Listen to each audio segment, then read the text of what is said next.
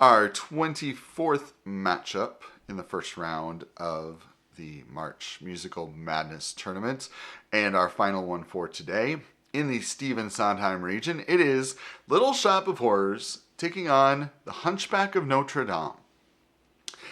These two have very interesting stories about them.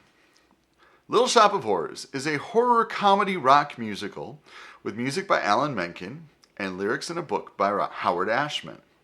The story follows a hapless florist shop worker who raises a plant that feeds on human blood and flesh. The musical is loosely based on the low-budget 1960 black comedy film The Little Shop of Horrors. The music, composed by Menken in the style of the early 1960s rock and roll, doo-wop, and early Motown, includes several well-known tunes, including the title song, Skid Row, Somewhere That's Green, and Suddenly Seymour. It originally opened off-Broadway on May 6, 1982. When it closed on November 1, 1987, after 2,209 performances, it was the third longest-running musical and the highest-grossing production in off-Broadway history.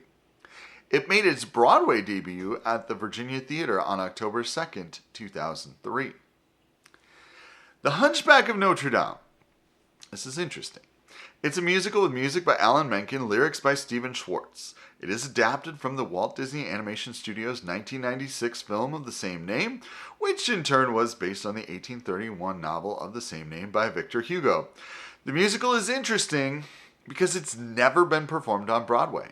In fact, it originally opened in 1999 in Germany, not in English, of course, but in German. In 2014, an English translation was made and productions were licensed all over the world. So, if you want to vote for Little Shop of Horrors, comment with Little Shop of Horrors or Little Shop. If you want to vote for Hunchback of Notre Dame, you can comment with Hunchback or the full title, The Hunchback of Notre Dame.